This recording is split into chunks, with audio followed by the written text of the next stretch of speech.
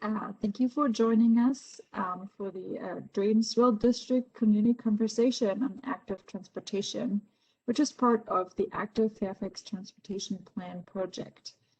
I would like to introduce staff that's with me tonight. Lindsay Marford is going to help me with the technical side and also monitor the chat and the Q&A. And with me also is Chris Rouse, who is the Active Transportation Program Manager for Fairfax County Department of Transportation. My name is Nicole Winans, and I'm also with the Fairfax County Department of Transportation. I'm the Project Manager for the Active Fairfax Transportation Plan and an Active Transportation Planner. As a reminder, the meeting is recorded, as Lindsay mentioned, if you just joined.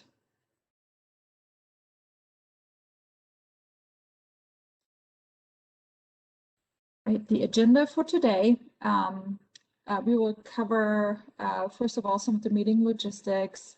We are meeting in the virtual environment, unfortunately, due to the pandemic. So we want to make sure that we understand how everyone can participate, raise a hand, speak, and use the chat.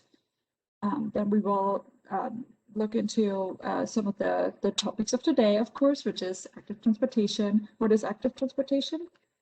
And also what are active transportation facilities? And at the end of each segment, as part of these modes of active transportation, which are walking, biking, as well as hiking and mountain biking, we will have a chance to discuss that particular mode. So we have a focus on pedestrians today, separately from a focus on cycling, and then the other modes before we have a bigger discussion at the end. So after that, we will look into the future. So now that we have learned about what is happening in Fairfax County today, what is this project about? What are we hoping to do with this project to improve active transportation in Fairfax County in the future? So we'll go over the project and then have a discussion about what your vision is for Fairfax County. And then we will end with next steps for the project and the open-ended discussion and Q&A period. So first, let's start with the meeting logistics. The meeting is recorded, and the recording will be available probably by the end of this week on the project website, which can be found at fairfaxcounty.gov/transportation/bike-walk/ActiveFairfax. If you would like to ask a question during the meeting, please feel free to use the WebEx Q&A feature, which you find in the lower right corner, and you can open the window and ask your question. And when we have an open discussion, we can read the question and answer your question. If you would like to answer a question we are posing, please use the WebEx chat feature, which will allow others that are participating in the meeting to see the question. So you can also learn from each other and see each other's question. And Lindsay will switch the Q&A function to the chat feature, so it will be in the same space. If you would like to answer or ask a question verbally, you're welcome to do so. Please raise your hand, and you can do that by clicking on the little hand symbol on the bottom right of your screen. And you can also take down your hand that way if your question was answered, or if you have spoken and you don't have further questions. If you're on the phone today, please press *3 to raise or unraise your hand. All right, let's get started. What is active transportation?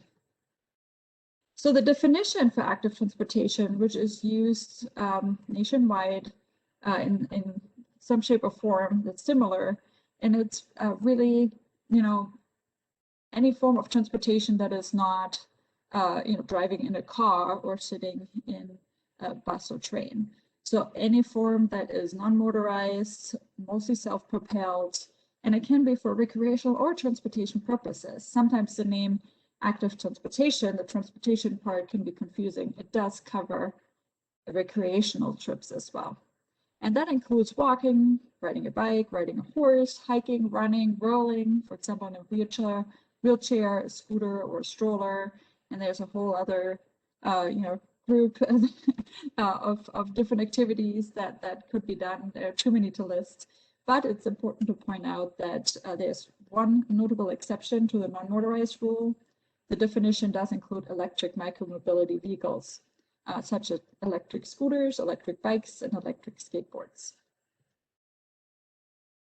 What are active transportation facilities? And it's important to kind of look at which type of facilities we have in our toolbox when we start looking at planning the future for Fairfax County, because there are many different ways of accommodating walkers, and bikers, and hikers on any given street in Fairfax County or in parks. So let's take a look at that. So we have pedestrian facilities, bicycle facilities, and hiking, mountain biking, equestrian facilities, which are all serving different type of purposes. So let's look at the pedestrian facilities. The most basic pedestrian facility is a sidewalk. So in urban areas, you often see sidewalks that are pretty wide because there are a lot of people walking forth and back, and they encourage social strolling and lingering. Often you see street trees and benches and signage and street lighting. In more suburban parts of the county, you usually see a more narrow concrete sidewalk. Often they're 5 feet wide, and that width is determined by a policy that accommodates people with mobility issues. So the 5 foot is essential for someone in a wheelchair, for example, to turn around.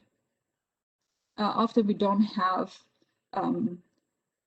pedestrian scale lighting, sidewalk lighting, or street trees along these type of facilities. And what is a crosswalk? Many of you know what a crosswalk is, but let's see if we can find all 3 different type of crosswalks. So here, number 1 on this graphic shows the most common crosswalk in Fairfax County, which you find at most intersections. It's the 2 parallel white lines. Then in other places you will see a crosswalk that has these larger bars, and they're called high visibility crosswalks, and that's exactly the purpose. They're supposed to raise awareness and make pedestrians more visible by making the crosswalk more visible and creating that additional contrast between the human that's walking and the white background.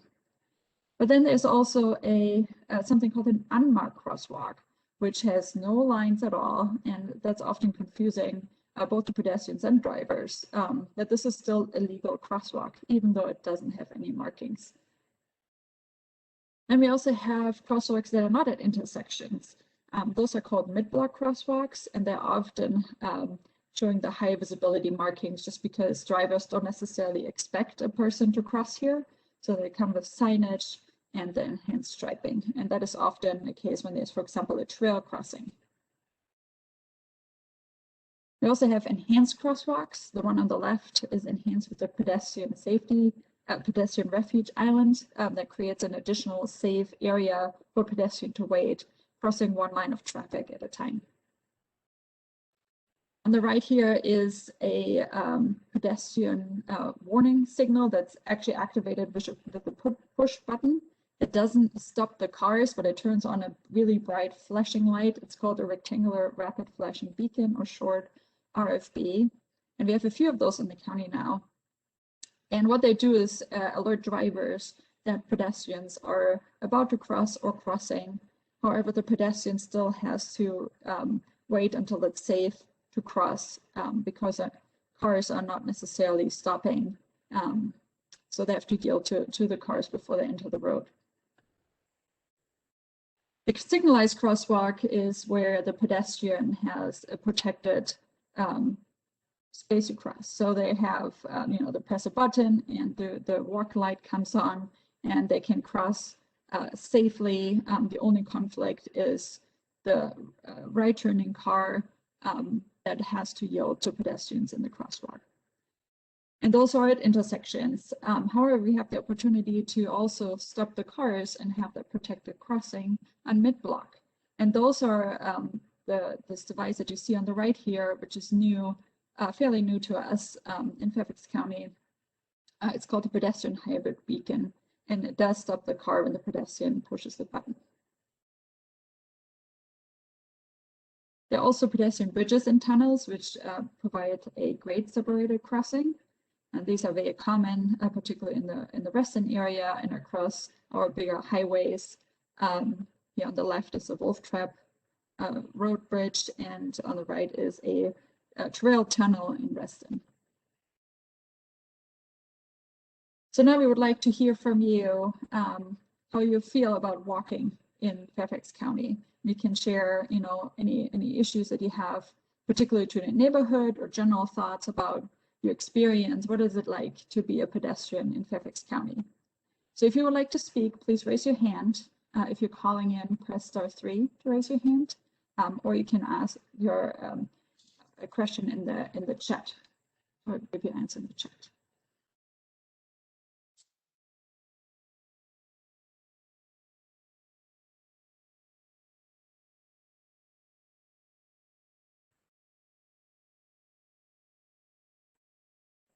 We don't have any hands raised, but we'll give it a minute if people are typing for the chat.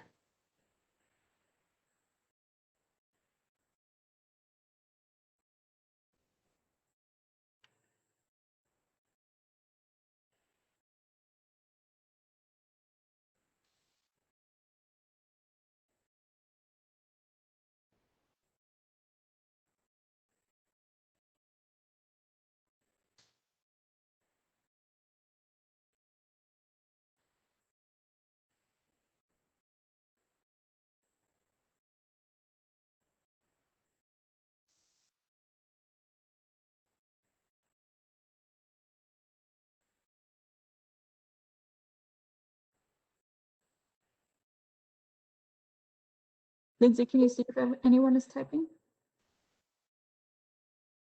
It doesn't tell me if somebody is actively typing, but we do not have any messages yet. We have a very shy crowd. Okay, just double checking. All right, let's move on then. And if you feel free to keep typing the message in the chat, and we can stop and look back. But I don't want to hold up the presentation if there's nobody typing in the chat. All right. Let's look at bicycle facilities. So bicycle facilities can range from just a shared street to a pretty, extensive capital project off-street facility. So let's start looking at shared streets, which is the most basic bicycle facility. And the ideal shared streets for bicycling is the quiet neighborhood street. And Fairfax County has many of these. Sometimes they're cul-de-sacs or other low traffic, low speed roads, ideally without the yellow center line.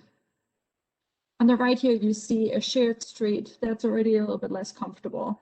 It has, it's about the same width, but it has a double yellow line, which pushes traffic to the side, basically mixing biking and the car travel lane. And to alert drivers that this is a shared space, we can use a treatment called a shared lane marking, or SHARO, which is that little bike symbol with the two arrows on top.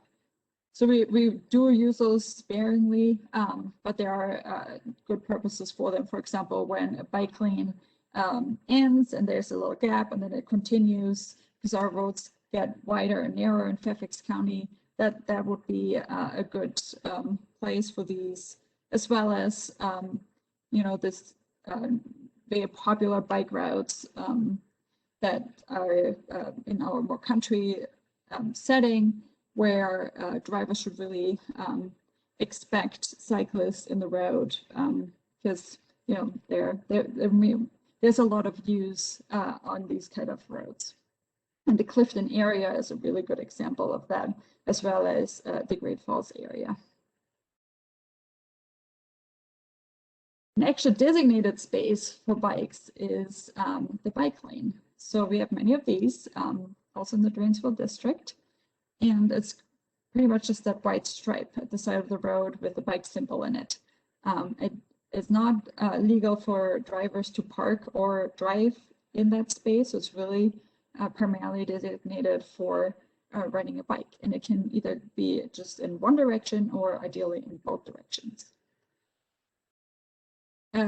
Slightly more comfortable facility is something called the buffered bike lane that you see on the right here that has a double white line, solid line, and depending on how much space there is between the two lines, we also can add some hash markings, and that helps with a little bit more physical separation between the bicycle riders and the cars. For full separation, we use shared use paths. So we have many of those in Fairfax County, over 500 miles. They're usually asphalt. They can vary in width, somewhere between 6 feet and 10 feet. Some of our older trails are a little bit more narrow, and the newer trails are a little bit wider. They can be in urban settings, like here on the left side. That is not in Fairfax County, but Fairfax County is looking to implement something like it actually in the Dranesville district in downtown McLean. And then these trails can go along roads or they can go through nature, and particularly those trails through nature like the WNOD are very popular facilities for biking. However, those shared use paths are still mixing with pedestrians in more urban settings where more pedestrians and cyclists are expected. We have something called separated bikeways that are like a shared use path, but they provide a extra space just for pedestrians. So it's like a bike lane in that sense, but it's completely separated from the cars, but also separated from pedestrians. So it has actual bike lane markings on it, and it can either go in both directions or be a one-directional bike lanes, and then you have just like a bike lane going one way on the one side of the street, going the other way with traffic on the other side of the street. And what bike lane is really appropriate, or what bike facility is appropriate for what type of location? So this comic strip kind of shows a little bit of how far we have come in accommodating bicyclists. So on the left here, we have this lone cyclist that is crossing this very dangerous situation. Thinks like, I can do this, it's not that bad. Well, most of the other people stand there and it's like, yeah, no, we're not doing that. We're interested, we have the bike, but we're not willing to risk biking across. And this symbolizes, of course, like a higher speed road that's a lot more uncomfortable for many people to bike on, even in a bike lane. However, if we provide a separated, spacious space that is really designed for all ages and abilities, it does accommodate all these different cyclists, and it accommodates the one guy that was already happy, or at least willing to be using those facilities. So this graphic shows a little bit of the breakup and why this approach makes sense. So we have the highly experienced cyclists on the right here, which is a small part of the population, just 4 to 7%. You see them out in the sport bikes, and they're pretty confident. So they enjoy bike lanes as well. They like to be on the road. And there's another group that's called the somewhat confident, which is about 5 to 10% of the total population that enjoy bike lanes. They like protected bike lanes. Sometimes mixed with traffic when it's like in an urban setting, or lower speeds and lower traffic volumes. However, the biggest part of the population, more than half of the population, really wants that separation. And if you can't provide that separation, just provide standard bike lanes, that whole group of cyclists or potential cyclists will not get on that bike because they don't feel comfortable. So now I would like to hear from you. What are your thoughts about biking or riding a scooter or other small vehicle in Fairfax County? What is it like? What are the issues that you're facing or improvements you would like to see? So if you'd like to speak, raise your hand. If you're calling in, please press *3 to raise your hand, or you can type your answer in the chat.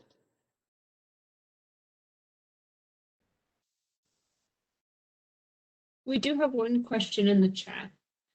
I believe it was sent to me, so a reminder to please send your chat messages to everyone. The question is, you mentioned it is illegal to park or drive in a bike lane. Could you provide a code reference for this prohibition?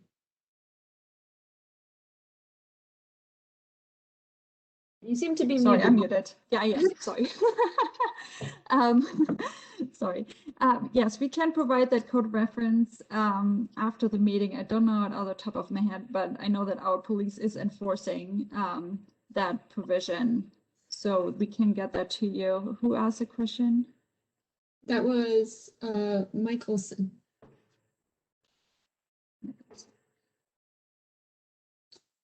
Unless, Chris, do you know out of your head which code that it's referring to? I'm actually trying to look it up on my phone. The basic premise is it's part of the roadway, so it's illegal to park in the roadway, and the bike lane is part of the roadway. But let me see if I can find the code reference that you're asking. Yeah, the bike lane is defined as a travel lane, and that makes a difference. So unlike the shoulder, which is clearly defined not to be part of the travel lane, a bike lane is its own travel lane. Thank you for your question. Do you have any other questions? There is nothing in the chat right now, and we do not have any hands raised. All right, good. Then let's move on to the next topic. Hiking, mountain biking, and equestrian facilities. Fairfax County has a lot of natural surface trails. They're real assets that are often not well known depending on where you live in the county, but we have great mountain biking areas, very nice equestrian areas, and of course we have hiking trails all over the county. One of the most prominent ones being the Cross County Trail, which is I think for the most part still unpaved. Some sections are paved, but they're all really great hiking sections as well. So the key here is that, yeah, it's a natural surface trail. They're usually pretty narrow through nature. And in the case for mountain biking, we sometimes also have special obstacles along the trail for, you know, the more experienced users. So if you're interested in hiking, riding a mountain bike, or riding a horse, we would like to give you the opportunity to share your experience on those topics in the chat, or if you'd like to speak, please raise your hand.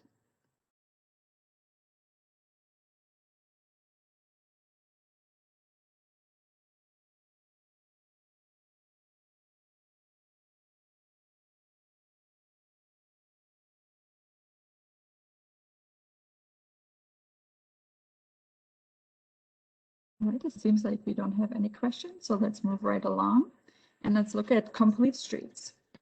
So complete streets are a new type of, it's actually an old type, but now again, a new type of looking at a road from a very comprehensive picture. It's not just about transportation, but it's also like, how does a road feel when you're walking and biking and driving down the road?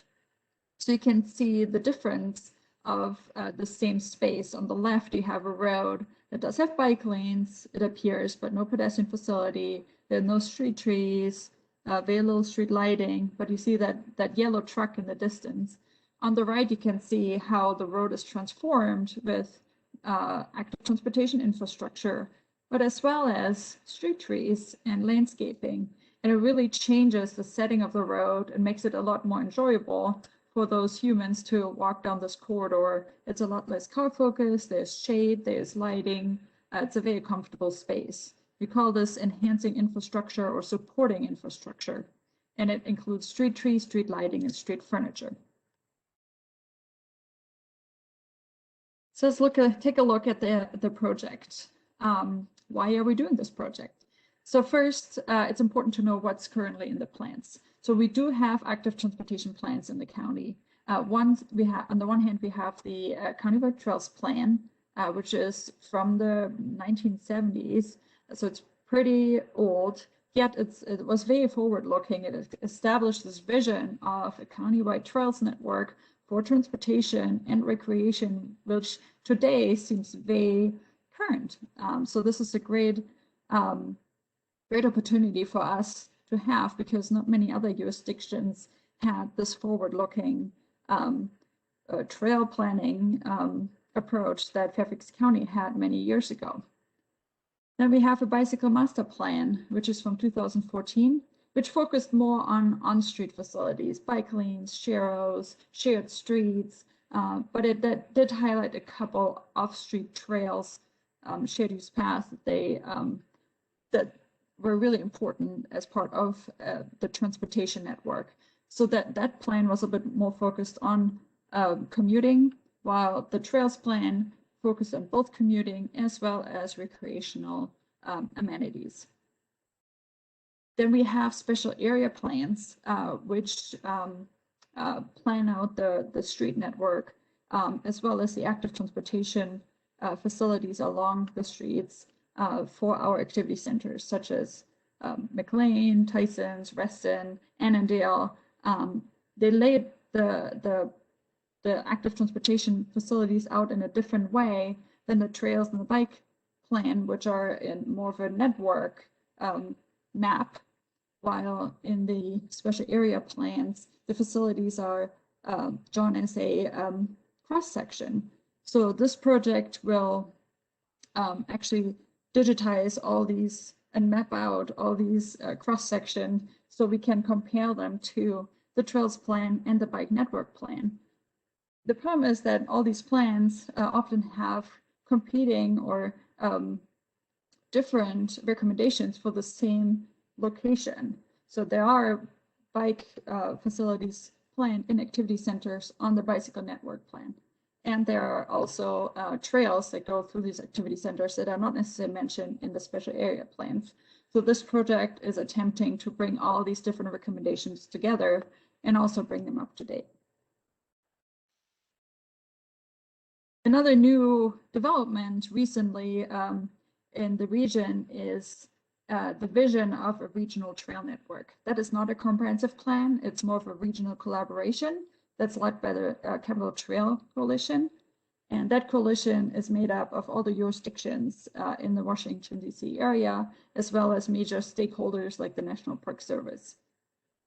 And what you can see here on the map in Fairfax County are the current trails that are designated as part of this network. In green are the trails are existing, and orange are the trails that are still being constructed or planned and they don't have funding yet. So as part of this plan, we would like to take another look at this network from this regional perspective and add trails to it, particularly in the Dranesville district, that are currently not on the map. So there are many reasons for it that they're not, that had something to do with that we could only include trails that were either inexistent or funding when we first started working on this. And it doesn't include trails that weren't funded yet. So we would like to add to this network and make it more comprehensive in Fairfax County as part of this project. So a bit more about the need for this plan. So we went over the inconsistencies between the active transportation plans and how that needs to be remedied. And also because of the different ages of these existing plans, they don't necessarily have the best or current best practices included. So for example, the trails on the trails plan, the design recommendation makes them too narrow. That doesn't even meet Virginia's standards for that design. So they're a little bit outdated. We need to bring them up to current standards. And then, we have a strong focus on cycling, but pedestrians are not as integrated outside the activity centers. So the active Fairfax transportation plan will integrate pedestrian specific recommendations. So it's not a full-fledged pedestrian plan. in the sense that it maps out the entire pedestrian network. But right now, the comprehensive plan already calls for sidewalks on both sides of the roads, on all roads in Fairfax County, so it doesn't necessarily need to be mapped out. However, when it comes to intersection design and what type of crosswalks and how many crosswalks per intersections we would like to see, this is where we can make specific policy recommendation and design recommendations. Safety is also something that we would like to formalize more in this plan.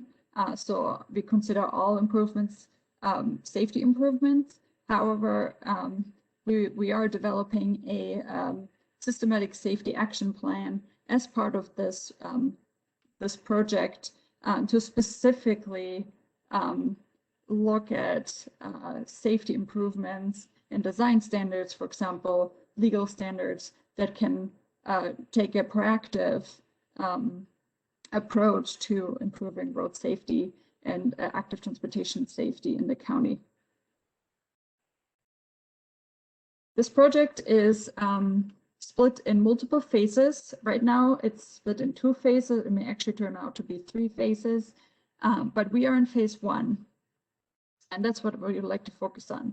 So in phase 1, we did a lot of pre-work for those recommendations. So we looked at existing conditions, looked at all these different plans, mapped out all the facilities that weren't mapped out yet. And we're in the process of developing a vision, goals, and objective statement, which will form the basis to jump into phase 2, where we will start to develop recommendations. And this vision, goals, and objective statement will be a draft will become available at the end of May, after the current public engagement phase, for your review and comment as well. And I mentioned the strategic safety program plan, which will also be available for public comment around that same time. Then in phase 2, we will start to develop some of these recommendations that will ultimately end up in the comprehensive plan. So we will work on updating the network, but also program recommendations such as events, for example, that would encourage more use of the facilities, such as Bike to Work Day, or safety campaigns. So there are many things that the county can do that are not just building infrastructure when it comes to active transportation. We are hoping to provide some implementation guidance as well as funding prioritization, both from a data-driven perspective with a focus on equity. So we do some analysis of, where's our biggest need in the county based on the data that we have, but also where's, the biggest demand, the highest demand for active transportation. So in the past, we have looked at the activity centers and transit, but now we actually have big data, cell phone data that we can analyze to show where are actual pedestrian and bicycle movements that we can map out, and they're not necessarily where we expect them to be. So that will help us target our efforts in the future to where they're most needed. So the current phase started last July, and we are hoping to complete it this July before we jump in phase 2. So now we have an opportunity again to hear from you about your vision for active travel in Fairfax County. So if you would like to share, please use the chat or please raise your hand if you would like to speak.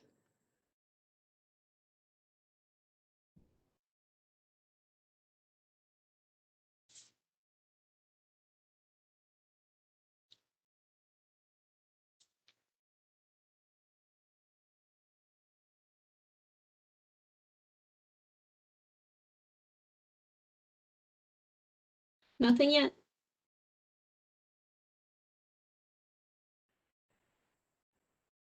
Right, it is a very shy audience. But feel free to email us as well if you don't feel comfortable speaking at public forum. We are always available via email as well, and I will share our email address at the end of the slideshow. Let's move on to other tools that you can get involved. So in addition to the email, you can fill out the community survey that's available on the project website at fairfaxcounty.gov/transportation. And sometimes the easiest thing is to actually just search for ActiveFairfax. And this survey will be open until May 15, and it's available in 8 different languages. So please share, spread the word, let other people know that this is an opportunity to have their voices heard. And the survey asked about, what type of active transportation you do, what preferences do you have when it comes to facilities, and also we're asking for input on, we have limited space sometimes along the road. How would you prioritize? What's more important to you? Is it a crosswalk, or is it the street trees, or would you rather see a turn lanes or wider roads? So the survey allows you to prioritize what's important to you. There are also 2 maps available on the website that allow you to share your local knowledge. So you can, on this destination and barriers map, you can zoom in to your neighborhood or area of interest and place a dot in the location or where the issue is, and you can describe the issue. You can upload a picture if you would like. If somebody has already reported that issue, you can like or vote for that issue. So we can see if there are any issues that really stand out. A lot of people have noticed them. The second map is a destinations and sorry, mix this one up. This one is the bicycle network map and countywide trails plan map, so you can see how those 2 maps and networks overlap.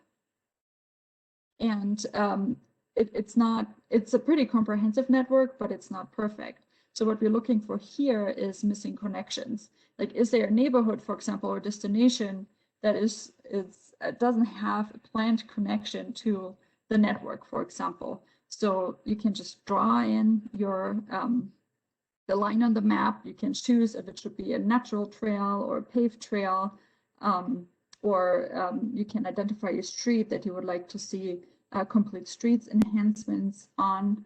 You can draw that in, leave the comment, but also like other people's comments. And all 3 ways to participate here are open until May 15th. So the next steps for this project is, sorry, this is still the wrong deadline. So the public engagement will continue through May 15th. So we just announced yesterday that we are extending until May 15th. And after that, we will take all the public feedback we got and develop the vision, goals, and objective statement that should reflect the key outcomes for active transportation in Fairfax County. And again, this will be open to public review before it will go to the Board of Supervisors for approval in July, which will conclude phase 1. So this is the end of today's presentation. Again, this is the website link as well as the email link. You can also reach out to us via mail. Here's the address of our office. And we're opening it up to any other questions or comments you may have.